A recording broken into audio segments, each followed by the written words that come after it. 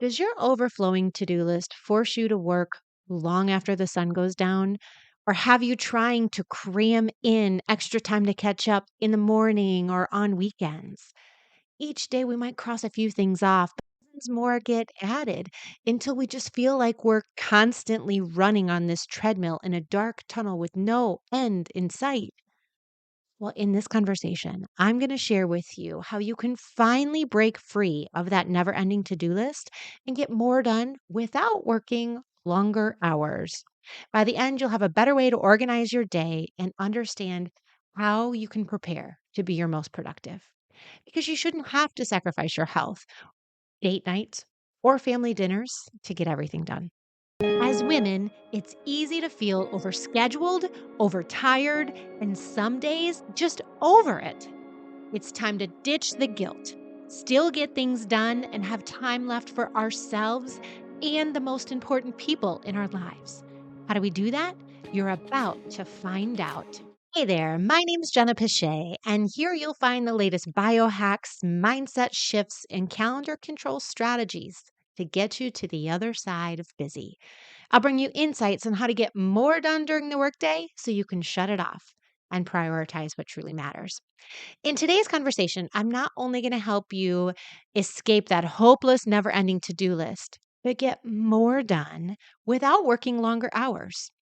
Make sure you stick around to the end where I'll share with you one change you can make to your day that will have an immediate impact on your productivity. And once you do it, you'll wonder why you ever worked those long hours in the first place. All right, so let's dive in. I have for you three strategies to help you get more done without working longer hours. Strategy number one, throw out the to do list. Now, let's be honest. How many things are on that list right now? 15, 30, 100? There's some research done a couple years ago that surveyed working professionals, and 60% of them said they had 65 or more things on their to do list for the week. That's a whole lot of things to get done in 5 days. 15% of those people said they had over 100, right? So even if we cross a few of those things off every day, we still have dozens of things staring back at us. It's no wonder why we are left feeling overwhelmed and drained by these things, right? Who said that a to do list was such a good idea anyway, right? Staring at a list of hundreds of things doesn't make me feel accomplished. Does it make you feel accomplished? It's clear that the to do list isn't serving us. So, what could we do instead? Well, the first thing we can do is shift this idea that everything on that to do list is created equal, right? Buying stamps or dog food and finishing an important business proposal or writing that job description that's going to get you the help that you need to free up some time to do meaningful work. All of those things aren't created equal. To-do lists don't have priorities. They don't have filters for us. It's just a long list of things. And so we stare at the long list of things and feel drained. So, first, take a deep breath and understand that everything on that list doesn't carry the same weight. All right? The second realization and mindset shift we need to have is that we don't need to do everything on that list or even all at once.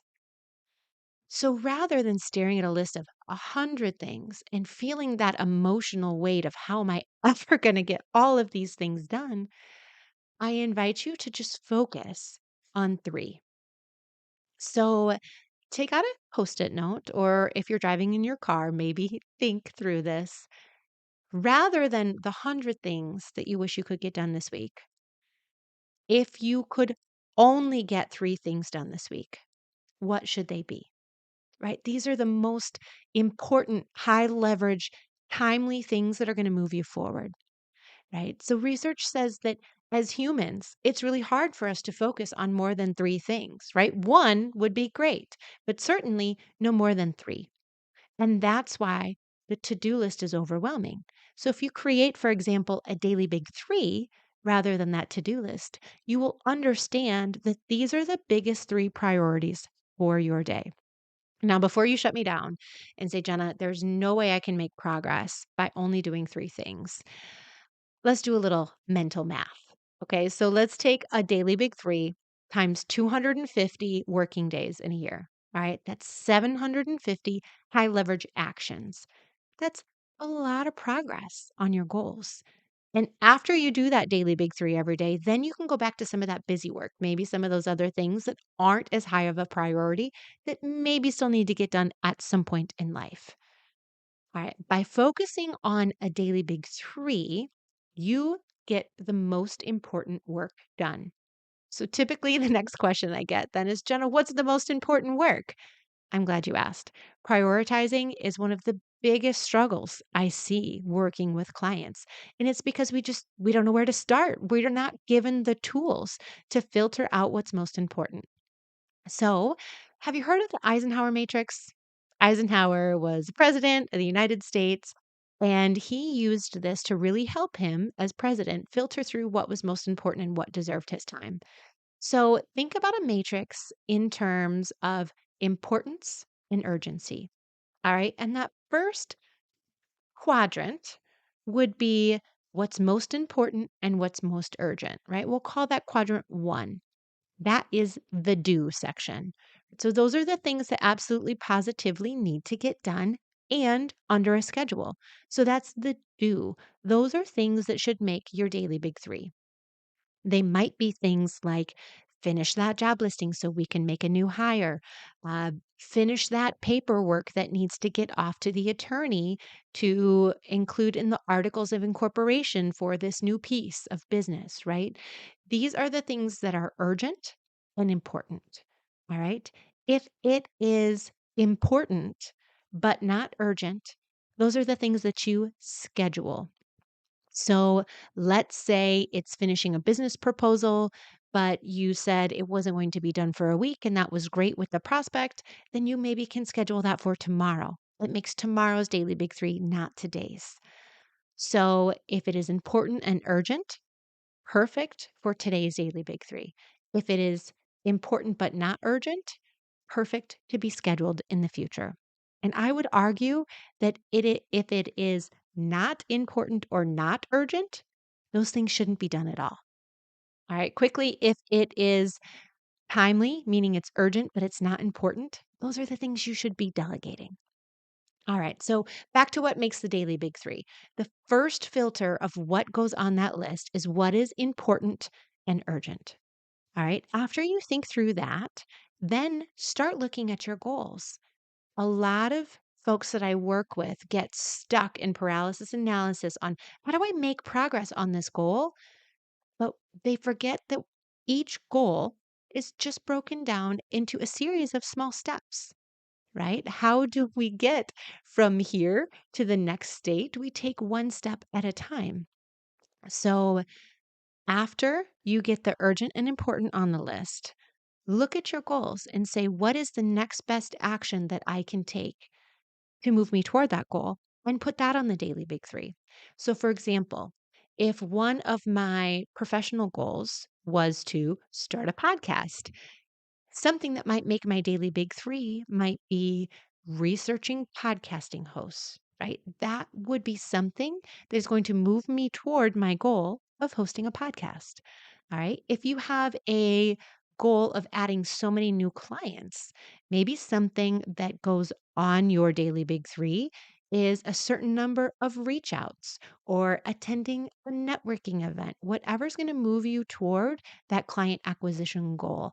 That's great for the daily big three. Now, as you're considering this daily big three, I also want you to remember that you are not a one dimensional human being. Work is not the only thing that you do, right? You have relationships, you have spirituality, you have to take care of your health.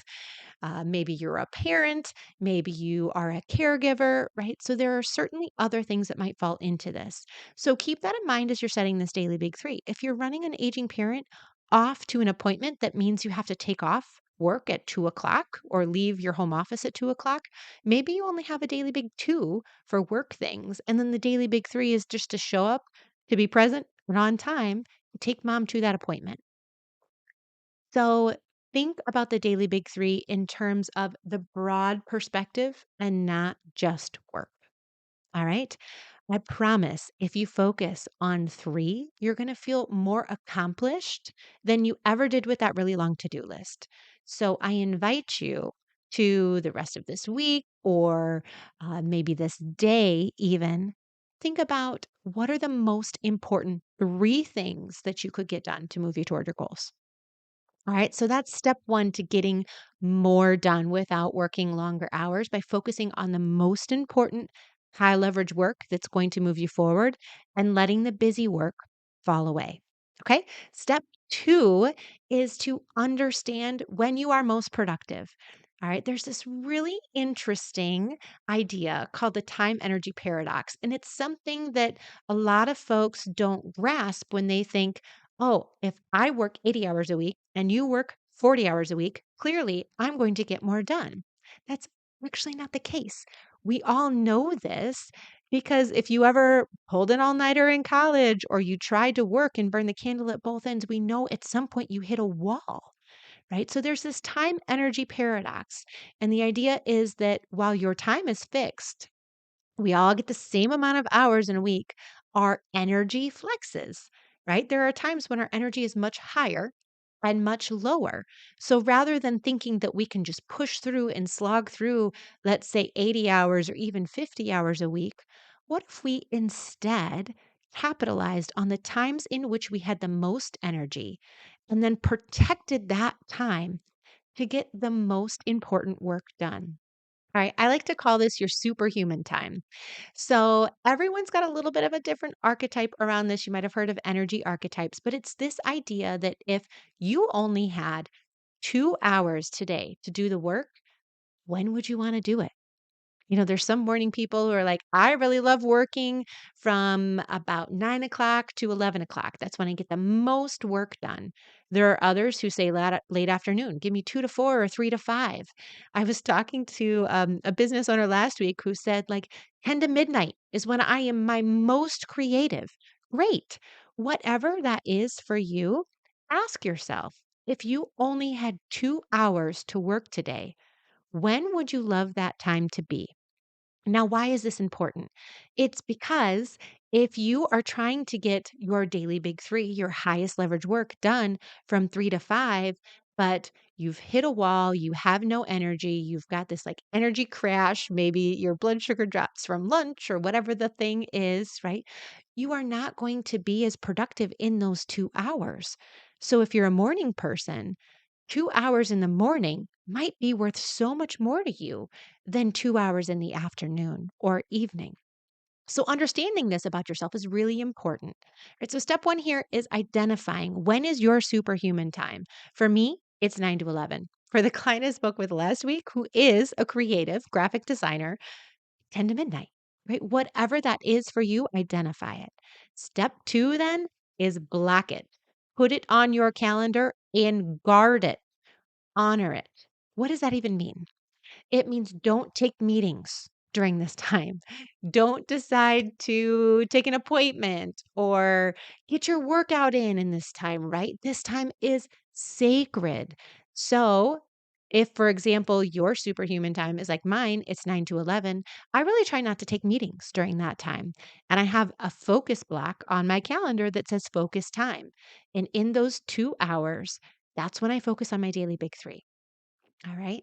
Once you've identified this, once you've put it on your calendar and you've started protecting it by not putting meetings or things over top of it, then it's really important to have conversations with those around you about why you are protecting this time. So, for example, if you work on a team, it'd be really important to communicate your superhuman time to your team. Let's say you have a team leader who wants to hold meetings in the middle of your superhuman time. It'd be really helpful for you to have a conversation that says, I understand that these meetings are important for our team. This is really when I feel like I show up and get the most work done.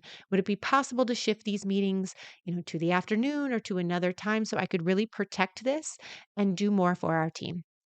Let's say as a business owner, you have clients who want to schedule during that time. It's as simple as saying, I have another commitment. And you do. You have a commitment to yourself to get the most important high leverage work done during that time. It might also be that you are, again, let's go back to the caregiving example. I had a client last week who was talking about how she runs her mom to a lot of appointments, and sometimes she gets a lot of phone calls from her mom, and that can interrupt her time.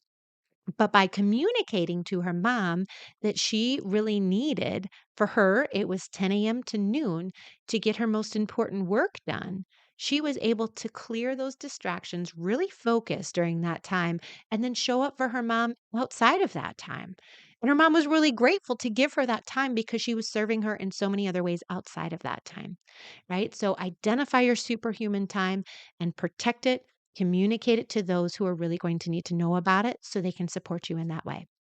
All right. And then strategy number three to get more done during work hours is to prioritize your focus, right? So let's say you have your superhuman time and you show up, whatever that is. Let's use 9 to 11 as an example. But last night I stayed up until 1 a.m. watching something on Netflix. Well, I probably didn't get as much sleep as I wanted, which means I'm probably a little groggy. So when I show up at 9 a.m. to do the work, to sit down and really focus, my brain probably isn't fully here as if I would have got a really good night's sleep. Or maybe you had a girls' night and you had a few more glasses of wine than you might normally have on a regular evening. And so your brain is working at a little slower pace, or maybe you're a little groggy, you have some fog there, right? You're not showing up as the best version of you to get things done. And so your work hours might end up stretching because you're not as effective with the work hours that you have. So, the importance here is to prioritize doing what you need to do so you can show up well for the work and get it done. What does this look like? Well, let me use a racing example. If any of you have ever done any kind of competition, maybe you can relate. But I used to run half marathons. And so the day before a race, really the 48 hours before a race, are key. But especially the night before a race is extremely important. Right, so we went, for my one of my birthdays, we went and did the half marathon from Napa to Sonoma, and so we were traveling with my six-month-old at the time, and I knew we needed a good night's rest, so we had a great dinner the night before, so we had nutrition, we hydrated really well the day before, so we would be set to go there, and I went to bed early to have a great night's rest, right? All of the things that I wanted to do so I could show up for the race the next morning prepared and ready to go. So that's in an ideal world what it would look like to show up and focus. Now, what can derail that? Well, my 6-month-old waking up in the middle of the night and not going back to sleep. That could make me show up and not focus and perform in a way I wanted. So I hope that example helps. But there's a lot of other things that kind of get in the way of us showing up as our best selves for that superhuman time or just for any meetings that we have, even. So, what do you need to do before you show up to work so you can show up well? All right. So, that might include things like getting enough sleep, making sure you are getting in the nutrition that you need in the morning so that you're full and can focus and you're not, your belly's not rumbling to go off and grab a snack. Maybe it means for you that you need to black out distractions, right? Our phones go off 350 times a day. If this thing is what's pulling you away and showing up focused, then what do you need to do to prevent that distraction from happening? Or maybe that distraction's keeping you up late and you're not getting the sleep you need to really show up and focus on the work for your brain to be sharp and get that work done as quickly as you could. And finally, I want to just really emphasize this idea of rest. Now, you will learn this about me, but I really do believe that rest is the most underrated productivity hack we have that we don't leverage enough. The CDC says that the American adult averages 6 hours of sleep, but we really need 7 to 9. So, what can you do to try to get a good night's rest so your brain can show up ready to focus? All right. But rest is not just sleep, it's also shutting off work when you are done with work so your brain can free up and relax and do other things. And you'll find that when you're not thinking about work all the time, You come back to work with a free brain, maybe a new perspective that you hadn't thought of because it had that opportunity to let go of it for a minute and come back, right? It's those things where like you're trying to solve a problem and then you go sleep on it and you wake up with a great idea. All right. So, your third strategy is to prioritize whatever you need to do to really show up focused during those work hours. Because if you don't, it will take you a longer amount of time to do the same work. All right. In a moment, I'm going to share with you one change that you can make today that will have an immediate impact on your productivity. But first, if you're ready to hop off that to do list hamster wheel, awesome. Schedule your superhuman time and just get cranking. Focus on that work and run. But I know that some women need a little extra help and direction. So I've put together something pretty great that I'd love to share. It's a free resource called Five Strategies to Calm the Calendar Chaos. This is especially for those of you that have really chaotic calendars, feel like you never have time for yourself or to, fit in those things outside of that crazy to-do list. So, in this, I'll share with you a way to plan your days and your weeks so you can get into a groove and get more done in each working session. That'll help you free up valuable time for your priorities outside of work. So you can sign up to receive this at theothersideofbusy.com/chaos, or you can click on the link in the show notes. All right. I promised you one change that, if done every single day, will help you get more done and you can implement it today. Add guardrails. Right? Guardrails are on the highway to protect your car from careening into danger and chaos. But we can also provide the same kind of guardrails to provide you safety on your calendar. So, what do I mean by guardrails? They are a start and a stop time to your workday.